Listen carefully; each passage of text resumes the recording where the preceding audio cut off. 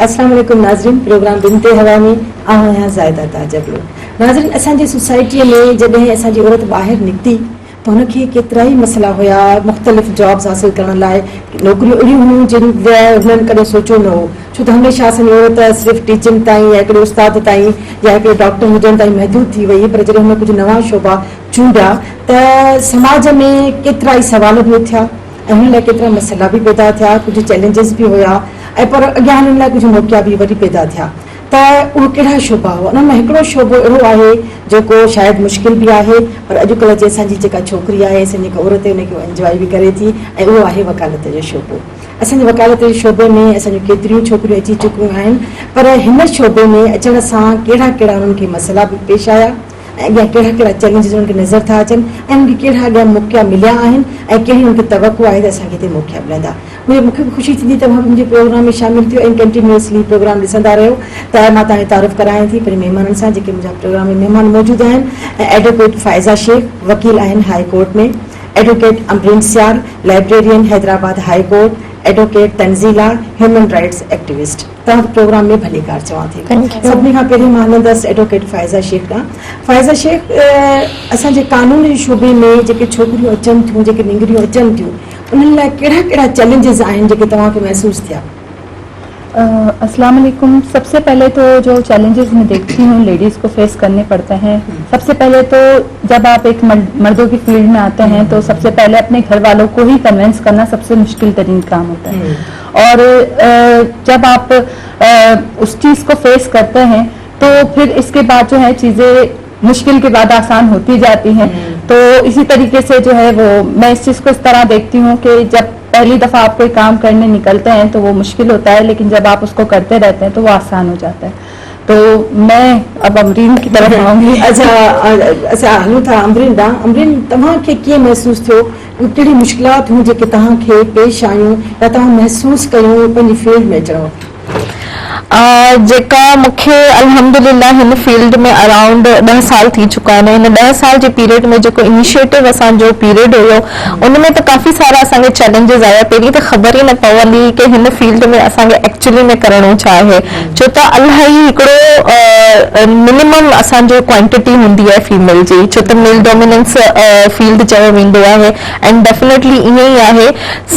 ईअं तव्हां चई सघो था त हिकिड़ा लोह जा चणा आहिनि जेके असां औरतुनि खे चबाइणा था पवनि हिन फील्ड में, ऐं पंहिंजे पाण खे हिकिड़ो स्पेस ऐं पंहिंजे पाण खे मञाइण जे लाइ हिन पोज़ीशन ते आणण जे लाइ काफ़ी सारा हर्डल्स तव्हांखे फेस करणा था पवनि। क्रिटिसिज़म आहे, तव्हांखे डिफरेंट क़िस्म जी हरासमेंट खे बि फेस करणो थो पवे, तव्हांखे इलाही क़िस्म जा जेके टॉन्ट्स आहिनि उहे बि फेस करणा था पवनि, त पोइ वञी करे तव्हां कंहिं मंज़िलनि ते पहुची सघो था। सही। असां एडवोकेट तंज़ीला ॾाढा हलूं। तंज़ीला, तव्हांखे छा महसूस थियो जॾहिं तव्हां हिन पंहिंजी फील्ड में कदम रखियो? अदिया तव्हांजी मशकूर आहे, तव्हां मूंखे प्रोग्राम में मदू कयो। वुमेन इन लॉ या वुमेन रिलेटेड टू लॉ एतिरो वाइड टॉपिक आहे जिते जेतिरी डिस्कशन या डिबेट कयूं घटि आहे। ठीकु है, हाणे औरत ऐं कानून जी फील्ड खे सम्झण खां पहिरीं असांखे इहो सम्झणु ज़रूरी आहे त पाकिस्तान में जेंडर गैप केतिरो आहे। ठीकु है, फील्ड्स में केतिरो जेंडर गैप आहे। हाणे ख़ल्क़त इंसानियत खां पहिरीं ई अल्लाह साईं पंहिंजा डिवाइन लॉज, नेचुरल लॉज ठाहिया जिन्हनि जे तहत हर शइ हले पई। ठीकु है, हुन हिकिड़ियूं लिमिट्स रखियूं त जंहिं लिमिट खे अगरि केरु क्रॉस कंदो त हुन लाइ सज़ा ऐं जज़ा आहे। मतिलबु उहा सज़ा ऐं जज़ा हर मर्द ऐं औरत लाइ बराबरि आहे। इट मीन्स कि अल्लाह जी नज़र में हर मर्द ऐं औरत बराबरि आहे। ठीकु है, उन खां पोइ आया असांजा मैन मेड लॉज। हर कंट्री जा पंहिंजा मैन मेड लॉज आहिनि, पाकिस्तान जा बि आहिनि, ईअं ई पाकिस्तान जी कॉन्स्टिट्यूशन बि आहे जेका इक्वल राइट्स प्रोवाइड करे थी मैन ऐं वुमेन खे without any discrimination, sex, colour, gender. मतिलबु वुमेन वटि फ्रीडम है, तू ट्रेड करे, बिजनेस करे, को बि प्रोफेशन मतिलबु एडॉप्ट करे। ईअं ई फील्ड लॉ जी बि आहे। लॉ जो प्रोफेशन हिकिड़ो नॉबल प्रोफेशन है। ठीकु है, अगरि हिन जी असां ज़िंदा मिसाल ॾिसूं त असांखे मैडम आसमा जहांगीर साहिबा मिले थी जेका ह्यूमन राइट्स जी बलम बरदार आहे ऐं जेका मतिलबु लेडी एडवोकेट बि आहे, जेका असां सभिनी जो फ़ख्र आहे, हिकिड़ी आयरन लेडी हुई। अगरि असां लॉ जी फील्ड खे ॾिसूं था त एज़ कंपेयर टू पास्ट हाणे छोकिरियूं हिन में घणो अचणु लॻियूं आहिनि। पहिरीं ॿुधण में ईंदो हो त भाई डॉक्टर थी वञो, टीचर थी वञो, पर लॉ जी फील्ड में न वञो। पर हाणे इहो कोन्हे को, हाणे इहो आहे त हाणे माहौल कुझु हद ताईं बहितर थिए पियो। अगरि तव्हां हिन जे चैलेंजिस खे ॾिसंदव हिन फील्ड जे, त हिन में जेके सभिनी खां वॾो चैलेंजिस आहे न, उहो सोसाइटी जे बैरियर्स खे मतिलबु तोड़णु आहे। उनमें तव्हांखे सभिनी खां पहिरीं इहो ॿुधण में ईंदो लेडी एडवोकेट्स खे, भले पोइ हुननि जो सोशल सर्कल हुजे, फ्रेंड सर्कल हुजे, इवन कोर्ट्स में बि हुननि खे इहो ॿुधण में ईंदो आहे त लेडी एडवोकेट्स जी त शादी कोन थी थिए। त आउं इहो सोचण ते मजबूर थियासीं, हा सोचो भला छो कोन थी थिए शादी। त पोइ मूंखे हिकिड़ी शइ सम्झ में आई त हू पंहिंजे राइट्स खां एतिरो अवेयर हूंदियूं आहिनि जेके हुनखे इस्लाम राइट्स ॾिए पियो, इस्लाम जीअं हुनजे राइट्स खे प्रोटेक्ट पियो करे, या पाकिस्तान जो कानून हुनजे राइट्स खे जीअं प्रोटेक्ट पियो करे, तो एतिरियूं अवेयर हूंदियूं आहिनि त केर बि हुनखां शादी करण खां झिझंदो आहे as compare to common girls. हाणे कॉमन गर्ल कंहिं बि फील्ड में हुजे, जंहिंमें हू शादी करे थी त हुनखे डोमेस्टिक वायलेंस बि फेस करणो थो पवे, हुनखे हैरेसमेंट बि फेस करणी थी पवे, हुनखे मतिलबु फिजिकली ऐं मेंटली टॉर्चर बि फेस करणो था पवे। ऐं हद त एतिरी थी वेंदी आहे जो निकाहनामे खे फिल करण महिल हुननि खां कोन पुछो वञिबो आहे त छा फिल कयूं। इवन निकाहनामे में हक़ महर जे तौर ते 5-5 हज़ार लिखिया वञिबा आहिनि। हाणे 5 हज़ार त न कोर्ट जे पेपर तव्हां 5 हज़ार में ठाराए था सघो, न वकील जी फीस था ॾेई सघो। त इहा वजह बि आहे त मतिलबु जेको डाइवोर्स जो रेशो आहे उहो इलाही वधे थो, मेल खे इहो डोमिनेट थो करे, शइ थो ॾे त तव्हां पंहिंजी वाइफ खे जल्दी डाइवोर्स जो बिना सोचे छो, हक़ महर जी हिकिड़ी जेका अमाउंट आहे उहा एतिरी थोरी हूंदी आहे जो मेन पावर में थो अची वञे। त हिकु हक़ महर बि जेको आहे न, त इहो फाइनेंशियल गोल्स खे सिक्योर थो करे। त इन करे जेकर तव्हांजा राइट्स वायलेट थियनि पिया त ज़ुल्म खे ज़ुल्म न सम्झो, कानून तव्हांजो दरवाज़ो अची कोन वॼाईंदो, तव्हांखे कानून जो दरवाज़ो वॼाइणो पवंदो। बाक़ी अगरि अपॉर्चुनिटीज़ जी ॻाल्हि कयां त हिन फील्ड में ॾाढियूं अपॉर्चुनिटीज़ आहिनि, हिकिड़ो लिमिटेड स्कोप बिल्कुल बि कोन्हे। हिनमें जुडिशरी आहे, जुडिशरी में बि इलाही फीमेल्स पार्टिसिपेट करे, इवन सुप्रीम कोर्ट ताईं बि फीमेल्स जी पार्टिसिपेशन आहे। उन खां पोइ हुनजो एडवोकेसी त इहा उहा फील्ड आहे जो वकील ऐं कानून जेको हुनजो साथ कबर ताईं आहे, कबर ताईं जो साथी आहे, ठीकु है। उन खां पोइ तव्हांजो प्रोसिक्यूशन जो डिपार्टमेंट आहे, उन खां पोइ तव्हां कमीशन ॾेई सघो था, तव्हां लेक्चर ॾेई सघो था, अगरि कुझु न बि त पंहिंजे ग्राउंड ते पंहिंजी कम्युनिटी लाइ लीगल एड जो वर्क करे सघो था। बिल्कुलु सही था चओ। अच्छा एडवोकेट फाइज़ा शेख, तव्हांखे छो महसूस थियो त हिन शोबे में औरतुनि जो अचणु ज़रूरी आहे जो तव्हां इहे ई शोबो चूंडियो? मुझे ये चीज़ इसलिए महसूस होती है मैडम कि जो है वो मैंने बहुत सारी दफ़ा ये चीज़ देखी है, महसूस की है कि लेडीज़ जो हैं उनको अपने राइट पता नहीं होते, और जब लेडीज़ जो है वो आती हैं कोर्ट में तो वो बहुत ज़्यादा जो है वो शाय हो रही होती हैं किसी जेंट्स एडवोकेट के पास जाते हुए। तो उस सूरत में जो है वो चाहती हैं कि अगर हमें कोई फीमेल एडवोकेट मिल जाए जिससे हम बैठ के अपने मसले मसाइल डिस्कस कर लें और उनको पूरी तरह खुल के जो है अपने मसले मसाइल बयान कर सकें, क्योंकि जेंट्स एडवोकेट के सामने वो जो है अपने घर के अपने बहुत सारे मसले मसाइल हैं वो बोल नहीं पाती हैं। तो वो बोल नहीं पाती तो बहुत सारी चीज़ें हैं ऐसी रह जाती हैं जो कि ज़रूरी होती हैं, जिनको जो है वो सामने आना चाहिए, लेकिन वो नहीं ला पाती हैं, और वो उनकी जो शायनेस है उसकी वजह से वो बोल भी नहीं पाते। अच्छा, इहो तव्हां था चओ त तव्हांखे इहो फील थियो त वुमेन हुजणु घुरिजनि ऐं एडवोकेसी में ज़रूरी आहे छो जो पंहिंजा मसइला हिक ॿिए खे औरतूं चङी तरह ॿुधाए सघनि थियूं। पर हिकिड़ो तजुर्बो मुंहिंजो इहो आहे त मां ॾिठो आहे त जॾहिं कोई केस थींदो आहे ऐं अॻिले ख़बर पए भई हिकिड़ी फीमेल बि अथव त उन ॾे पंहिंजो केस खणी वञूं त माण्हू अवॉइड कंदा आहिनि, चवंदा आहिनि औरत हे कहिड़ो केस खटे ॾींदी, हे त पक हाराईंदी, इन ॾे त वञो ई न। इहो भी हिकिड़ो हूंदो अथव?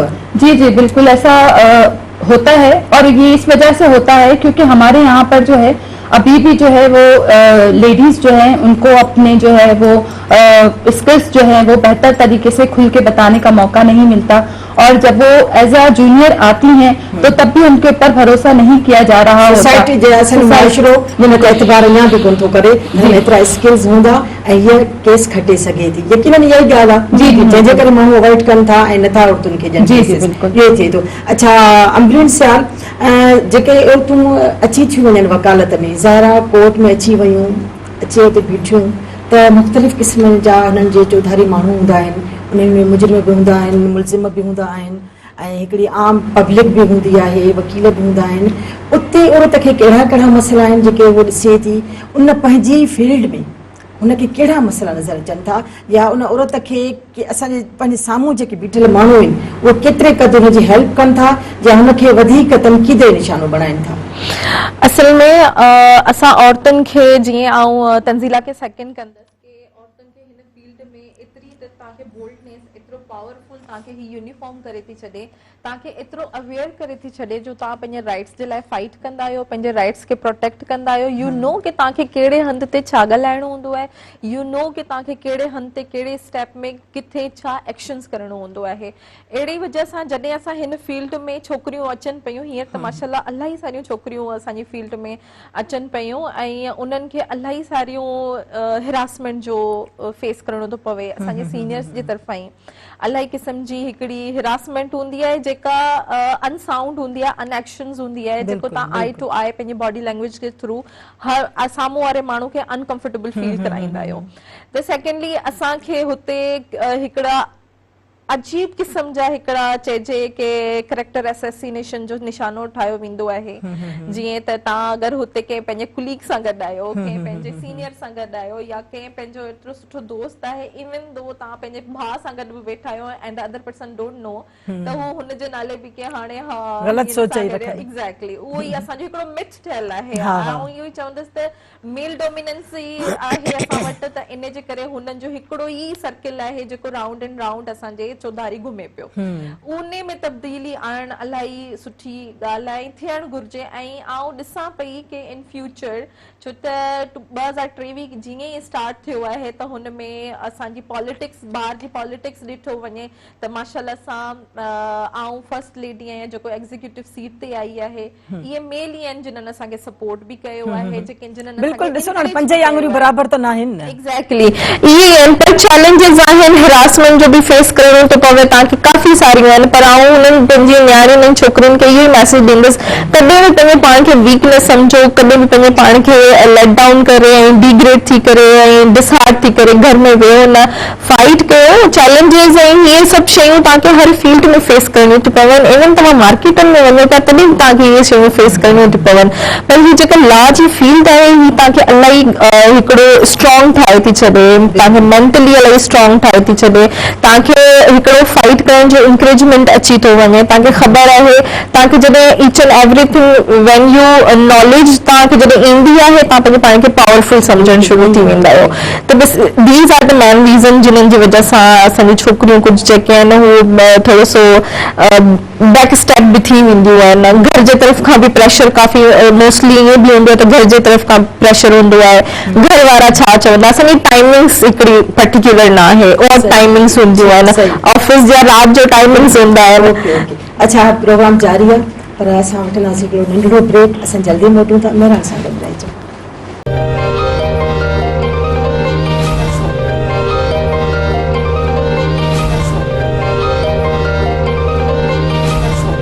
वेलकम बैक नाज़रीन, ॿीहर हाज़िर आहियूं बिंते हवा में।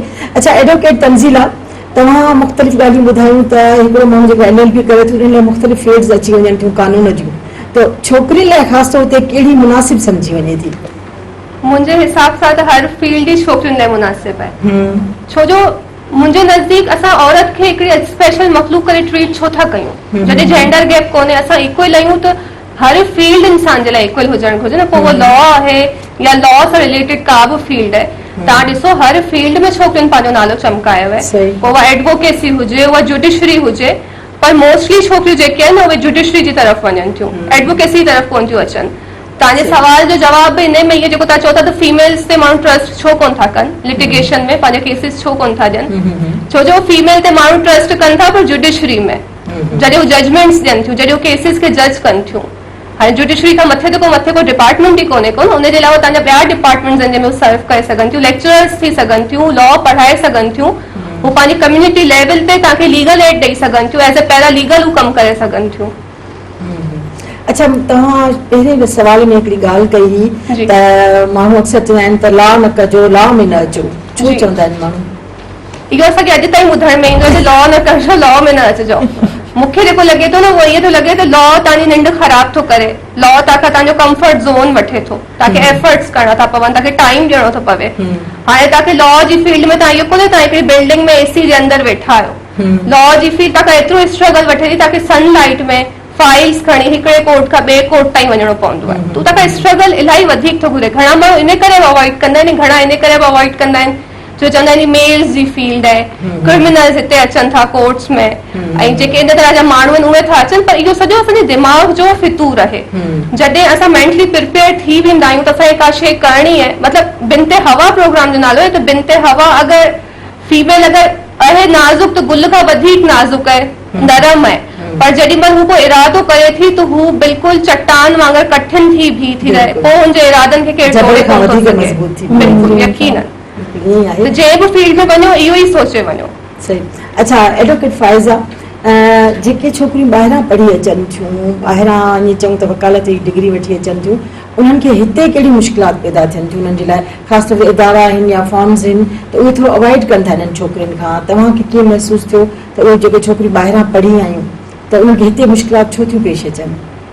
देखिए, सबसे पहले तो एक ये चीज जो है वो देखनी जरूरी होती है कि बाहर के और हमारे माहौल में बहुत जमीन आसमान का फर्क है, और वहाँ से जो लड़कियां पढ़ के आती हैं तो लाजमी सी बात है कि वो काफी ज्यादा क्वालिफाइड होती हैं हमारे जो एजुकेशन सिस्टम चल रहा है उसके मुकाबले में। बिल्कुल, सोसाइटी मैनेजमेंट अलग है, बिल्कुल सोसाइटी मैनेजमेंट अलग है, तो वो फिर उन लोगों को जो है ये लगता है कि ये बाहर से पढ़ के आई है, इसका दिमाग बहुत ज्यादा खराब होगा, या ये पता नहीं जो है हमारे साथ जो है वो चल सकेंगी नहीं चल सकेंगी, कहीं ऐसा नहीं हो कि हम इनको अपॉर्चुनिटी दें आगे बढ़ने की तो जो है ये फिर बाद में जो है वो हमसे कहीं आगे निकल जाए।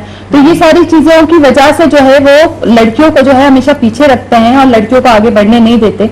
उनका मकसद यही होता है कि लड़कियां सिर्फ जो है वो फाइलें उठा के पीछे चलती रहें और जो है वो उनको आगे आने ना दिया जाए। वो हमारे कहीं ऐसा नहीं हो कि आज हम उनको जो है अपने साथ जो है काम करना सिखा रहे हैं, कहीं वो कल हमारे मुकाबले में आके खड़ी हो जाए। तो जो मेन डोमिनेटिंग सोसाइटी है वो हमेशा फीमेल को अपने से नीचे ही रखना चाहते हैं, तो वो फिर उनको ये चीज जो है अच्छी नहीं लग रही होती, इस वजह से वो लोग अक्सर जो है वो लड़कियों को पहले तो आगे नहीं बढ़ने देते, और फिर बाहर से जो लड़कियां पढ़ के आई होती हैं उनका एक लेवल ही अलग होता है, तो वो उनको इसलिए पीछे रखते होते हैं। सही।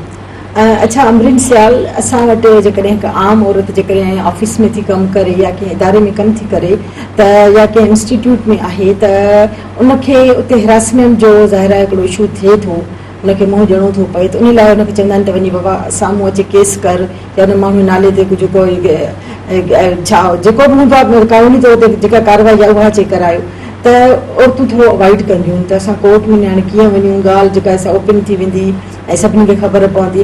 हाणे जेकॾहिं हिकिड़ी आम औरत आहे उहा इहा वीचारी मुश्किल में थी अचे त हैरेसमेंट जा केस थियनि था ॿाहिरि ऐं औरत मुश्किल में आहे, उहो वञे थी त वञी कोर्ट में को केस दाख़िल करे, त तव्हां चओ था त जेके औरतूं असांजी वकालत में वेठियूं आहिनि, जेके कोर्ट में वेठियूं आहिनि, त उन्हनि खे बि हैरेसमेंट जो मुंहुं ॾिसणो थो पए, ईअं कीअं उहे केॾांहुं वेंदियूं, उहे छा कंदियूं? अच्छा, वेरी नाइस क्वेश्चन।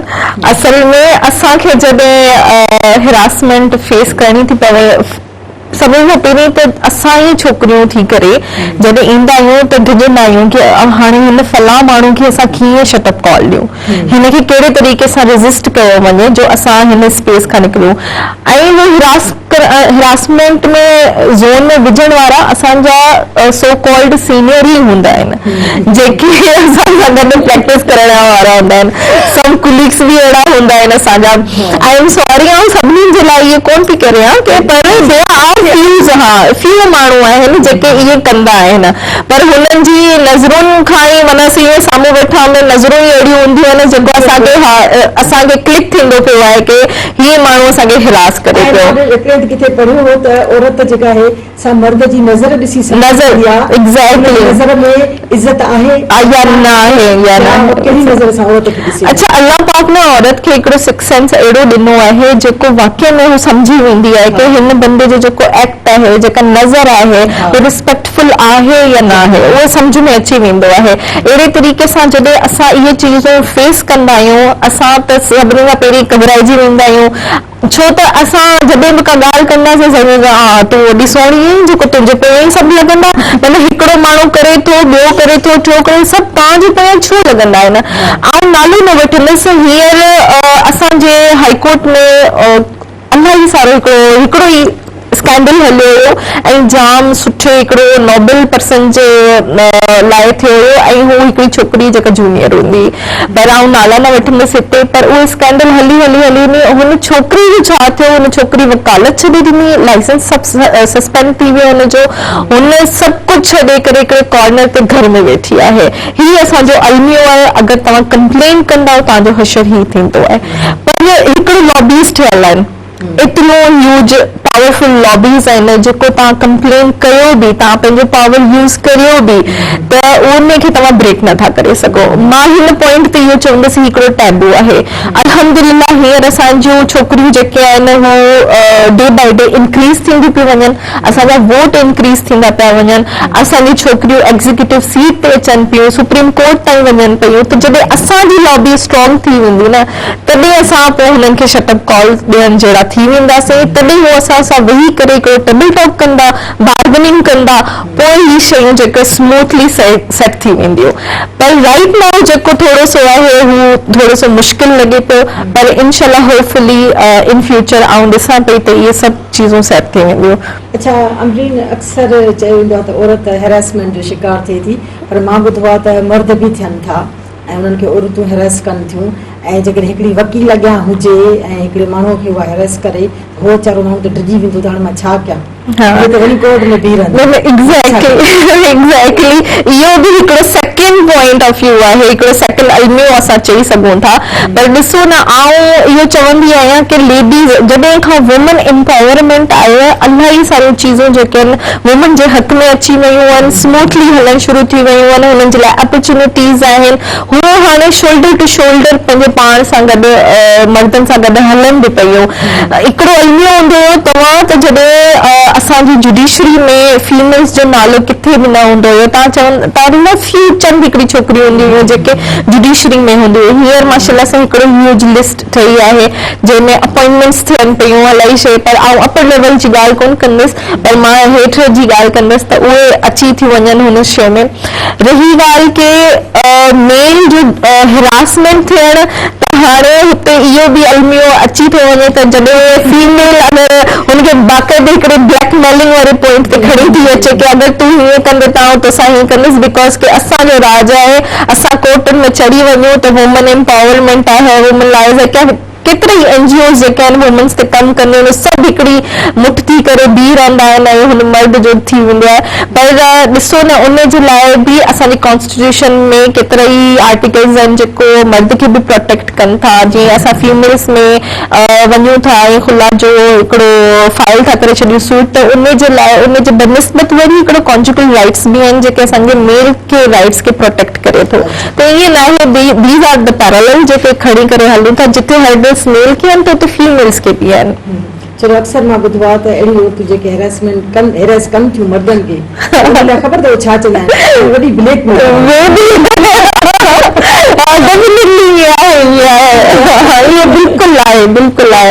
जारी आहे। पर हिकिड़ी नंढड़ी असांखे साई वठणी पवंदी।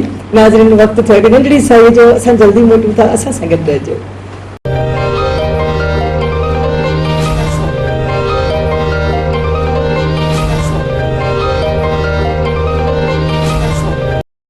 वेलकम बैक नाज़रीन, ॿीहर हाज़िर आहियूं बिनते हवा में। असां हलूं था एडवोकेट तंज़ीला ॾांहुं। तंज़ीला, हिन शोबे में छोकिरियूं पंहिंजो पाण खे कीअं मञराइनि? हिन शोबे में छोकिरियूं पंहिंजे पाण खे कीअं मञराइनि, इलाही आसान आहे। अच्छा, इन करे आसान आहे जो तव्हांखे कुझु मिसालूं ॾींदसि। इंसाफ़ ताईं रसाई लाइ जिन्हनि कमु कया, जाखोड़ कई एक्सेस टू जस्टिस लाइ, उनमें उमेर रुबाब असांजे लाइ ज़िंदा मिसाल आहे।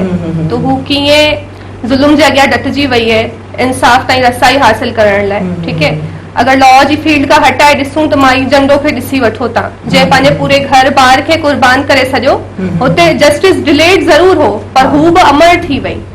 ईअं ई लॉ जी फील्ड में अगरि का छोकिरी अचे थी न, तो हू इहो सम्झो थी कारो कोर्ट जेको आहे मुंहिंजे लाइ प्रोटेक्शन शील्ड आहे, मुंहिंजो सेफ गार्ड आहे। हू मेंटली पंहिंजे पाण खे सिक्योर फील कराए पंहिंजे पाण खे पाण, छो जो का बि फील्ड आसान कोन हूंदी आहे, लॉ जी फील्ड बि आसान कोन्हे का। हू पंहिंजे पाण खे ईअं फील करे त आउं बिल्कुलु सिक्योर आहियां, छो जो लॉ जी फील्ड हिकिड़ी ॾाढी तमामु बहितरीन ऐं सुठी फील्ड आहे। बाक़ी जेके लॉ जी फील्ड में अचणु चाहिनि थियूं या जेके इनिशियल स्टेज ते जूनियर एडवोकेट्स आहिनि, उन्हनि खे आउं सिर्फ़ु एतिरी ई एडवाइस कंदसि। ॾिसो, राइट एंड रॉन्ग जो ऑप्शन ज़िंदगी जे हर मोड़ ते इंसान वटि हूंदो आहे। ठीक है, सही जो ऑप्शन जेको आहे न, उहो इलाही ॾुखियो लॻंदो, आज़माइशुनि वारो, हर्डल्स वारो, प्रॉब्लम्स वारो। ऐं जेको तव्हांजो रॉन्ग ऑप्शन हूंदो, उहो तव्हांखे शॉर्टकट में ख़ूबसूरत ऑप्शन तव्हांखे नज़र ईंदो त घणा माण्हू उनखे ई अवेल कंदा आहिनि पर आउं इहो ई एडवाइस कंदसि त राइट ऑप्शन जी तरफ़ वञो उहो ॾुखियो ज़रूर आहे पर तव्हां पंहिंजे अंदर में पंहिंजी ज़ात में पंहिंजी रूह में मुतमइन रहंदव लॉ हिकिड़ो सुठो प्रोफेशन आहे उनमें साफ़ इंटेंशन सां अचो साफ़ किरदार सां अचो तव्हांजे लाइ आसानियूं ई आसानियूं आहिनि सही फ़ाइज़ा शेख असां ॾिसूं था त असां वटि फीमेल एडवोकेट त तमामु घणियूं आहिनि ऐं बक़ौर तव्हां सभिनी जे त तादादु वधंदो बि वञे थो जंहिंसां गॾु अमृत बि ॿुधायो त तमामु घणो हिकिड़ो क्राउड थी वियो आहे तमामु घणियूं अची वियूं आहिनि पर जजनि जे लाइ जॾहिं नॉमिनेशन्स थियनि था या उन्हनि जी तजवीज़ अचे थी त औरतुनि खे जजनि लाइ सिलेक्ट घटि थो कयो वञे उन नाला घटि तजवीज़ थियनि था इन जो सबबु छा आहे? इसके बारे में लोगों की जो है राय मैं यूं कहूंगी कि गलत है क्योंकि मैंने देखा है कि आजकल जो है वो मेल से ज्यादा जो है फीमेल जजेस आ रही हैं और वो बहुत अच्छे काम कर रही हैं और बहुत अच्छे लेवल पे काम कर रही हैं। ये किसी जमाने में हुआ करता था लेकिन अब जो है वो लेडीज जजेस आती हैं बल्कि जुडिशरी में आप देखेंगे अभी हालिया 2-3 सालों के अंदर जो है वो फीमेल जजेस बहुत ज्यादा आई हैं एज कम्पेयर टू मेल जजेस और वो बहुत अच्छा काम कर रही हैं अपनी फील्ड के अंदर। तो मैं ये कहूंगी कि ऐसी कोई बात नहीं है, ये सिर्फ लोगों की सोच है कि फीमेल जजेस कम होती हैं या उनको जो है अपॉर्चुनिटीज कम मिलती हैं। जो बंदा जितनी ज्यादा मेहनत करता है वो उतनी अपॉर्चुनिटीज जो है अवेल करता है और उतनी अपॉर्चुनिटीज अवेल कर सकता है और मेहनत करने वालों के लिए ही वकालत है। मैंने तो यही देखा है कि शॉर्टकट नहीं है यहाँ पे और जो शॉर्टकट अपनाता है वो बहुत जल्दी फेल हो जाता है। यहाँ पर जो है जो लॉन्ग टर्म्स पे वही बंदा चल सकता है जो मेहनत करता है, जो अपने अंदर पोटेंशियल रखता है काम करने का। और इस फील्ड में चाहे वकालत हो या चाहे जुडिशरी लेवल पे आप काम कर रहे हो आपको मेहनत करनी पड़ती है। सही।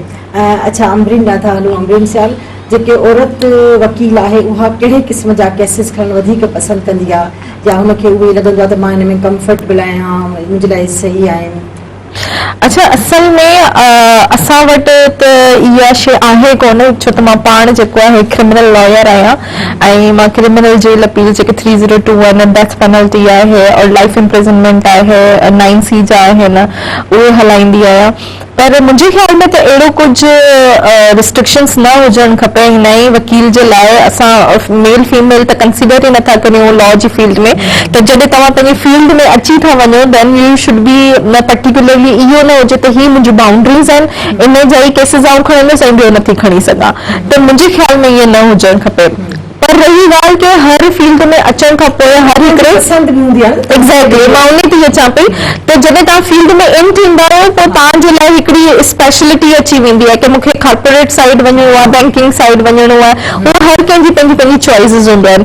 मोस्टली असांखे इहो कोन्हे कि असांखे छा थो पसंदि अचे, असांजी सोसाइटी छा थी सम्झे ऐं असांखे कहिड़े क़िस्म जा रोज़गार इहो असांजो रोज़गार आहे कहिड़े क़िस्म जा केसिस जेके आहिनि लिटिगेंट्स जेके आहिनि असां वटि कहिड़े क़िस्म जा ईंदा पोइ असांखे मजबूरन हिन साइड ते वञिणो थो पवे। कहिड़े क़िस्म केस शाइन करे सघनि था एग्ज़ैक्टली वधाए सघनि था जीअं तव्हां त जी एग्ज़ैक्टली पोइ असांजे घर जे तरफ़ खां बि प्रेशर ईंदो आहे त क्रिमिनल केसिस न आहिनि करणा त तव्हांजी दुश्मनी थी वेंदी। क्रिमिनल में आहियो त जेके क्राइम्स थियनि था या क्रिमिनल जेके माण्हू अॻियां साम्हूं अचनि था त फर्स्ट एक्सपीरियंस छा हूंदो आहे हिकिड़ी छोकिरीअ लाइ जेका उहा बिल्कुलु नई नई लॉयर थी आहे त कीअं उहा हिकिड़े क्रिमिनल माण्हू खे ॾिसी डिॼे थी या छा? अच्छा इहो सभु हिकिड़ी फिल्मी दुनिया जो हिकिड़ो ठहियल हूंदो आहे मिथ हूंदो आहे अहिड़ो कुझु बि न हूंदा आहिनि। जेके क्रिमिनल हूंदा आहिनि हिकिड़ो ॾिसो सज़ाऊं काटींदा पिया हूंदा आहिनि। कुझु जेके फ्रेश ईंदा आहिनि जेके बेल कराए वेंदा आहिनि उहे बि किथे न किथे पशेमान ज़रूर हूंदा आहिनि। एग्ज़ैक्टली उहा दहशत ख़तम थी वेंदी आहे। बिल्कुलु बिल्कुलु। ऐं असां वटि जॾहिं हिकिड़ो क्लाइंट ईंदो आहे असां हुननि खे एज़ अ क्लाइंट ई ॾिसंदा आहियूं। असां इहो न ॾिसंदा आहियूं त उहो क्रिमिनल आहे छा आहे त ऐं अच्छा जी जी बिल्कुलु। हा बिल्कुलु। अच्छा हलूं था तंज़ीला ॾांहुं। तंज़ीला सां वाइंड अप था हलूं। मूंखे थोरो मुख़्तसिर इहो ॿुधायो त छा तव्हां जेके औरत वकील आहियो तव्हां अहिड़ो के प्लेटफॉर्म ठाहियो आहे त जिते ग़रीब औरतुनि जा के मसइला हल कयो या हिन केसिस खणी सघो ॿियो माण्हू जिन वटि पैसो कोन्हे को त छा इहो अहिड़ो कोई प्लेटफॉर्म तव्हां औरतुनि ख़ासि तौर ते औरतुनि लाइ कुझु ठाहियो आहे का अहिड़ी शइ? अगर आउं as a human right activist तव्हांखे ॿुधायां त असां इलाही केसिस खया आहिनि जिन ते असां प्रो बोनो वर्क था कयूं मतिलबु फ्री ऑफ कॉस्ट असां वर्क कंदा आहियूं। ठीकु आहे उनजे अलावा अगर कम्युनिटी में कोई अहिड़ो कोई वायलेशन थिए थी त वकील वटि टाइम कोन्हे, ज़ाहिर है हू कोर्ट में बिज़ी हूंदा आहिनि, त उनजे लाइ असां हीअं इंट्रोड्यूस करायो आहे पैरालीगल्स जो कोर्स, जेको ग्राउंड लेवल ते मतिलबु माण्हुनि खे लीगल एड ॾियनि था, ऐं अगर कोई सीरियस केस अचे थो त मथे वकील खे रेफर था कनि ताकि इंसाफ़ ताईं रसाई जेका आहे उहा आसान थी सघे। सही। नाज़रीन, तव्हां असांजो प्रोग्राम ॿुधो ऐं तव्हां सभिनी जी महिरबानी, तव्हां प्रोग्राम में आया, तमामु सुठी डिस्कशन थी। ऐं नाज़रीन, तव्हां जेके असांजी ॻाल्हियूं ॿुधियूं, असांजी 3 लॉयर्स जेके वेठियूं आहिनि त उन्हनि तमामु दिलचस्प ॻाल्हियूं कयूं, ऐं हिकिड़ी जेको डपु असांजे नियाणियुनि में हूंदो आहे त असां कीअं वेंदासीं कोर्ट में, कीअं केस ते विढ़ंदासीं, या कीअं हिकिड़ा जेके मुजरिम या मुलज़िम जेके असांजे साम्हूं हूंदा त कहिड़े क़िस्म जा हूंदा, उनखां डपु थींदो, त अहिड़ी का बि ॻाल्हि कोन्हे का, जीअं असांजी लॉयर्स चवनि थियूं त इहे सभु फिल्मी ॻाल्हियूं आहिनि। अॼुकल्ह दौर में कोई अहिड़ो धाड़ेल को चोर अहिड़ो कोन्हे को जेको भवाइतो हुजे, छो हो वीचारा पाण ई ख़ामोश थी वेंदा आहिनि जॾहिं हुनखे सज़ा मिलंदी आहे। त इन में डप जी का बि ॻाल्हि कोन्हे का, न इहा फील्ड का डप वारी आहे, बसि थोरी हिमत कयो ऐं अॻियां अचो। ऐं असांजे नियाणियुनि लाइ इहो ई पैगाम आहे त असांजी नियाणियूं अॻियां अचनि, हिन फील्ड में अचनि, ख़ासि तौर ते छाकाणि त हिन फील्ड में तव्हांजे तमामु घणा मौक़ा आहिनि। जेकॾहिं चैलेंजिस हुआ त मां सम्झां जेके तव्हांजे पहिरीं वारे कारवा में जेके अॻियां हूंदा आहिनि न, उन काफ़िले अॻियां वारनि माण्हुनि उहे सभु मसइला तव्हां हल करे छॾिया आहिनि। उन काफ़िले खां पोइ हाणे तव्हांजो वारो आयो आहे त तव्हांजे लाइ कहिड़ा ख़ासि मसइला आहिनि कोन, चैलेंजिस कोन्हनि के, त फ़ाइदा ई फ़ाइदा आहिनि। त हिन फील्ड में ज़रूरु अचो ऐं अची पाण मञरायो। प्रोग्राम कीअं लॻो? ही प्रोग्राम या बिनते हवा जो कोई बि प्रोग्राम तव्हां ॾिसणु चाहियो त फेसबुक ID असांजी हिते, मेहरान जी वेबसाइट ते ऐं यूट्यूब ते ॾिसी सघो था। प्रोग्राम जो वक़्तु हाणे हले थो पंहिंजी पुॼाणी ॾांहुं। पंहिंजी मेज़बान ज़ाहिदा ताज अबड़ो खे ॾींदा इजाज़त, वरी मिलंदासीं ईंदड़ प्रोग्राम में। तेसिताईं अलाह जी अमान।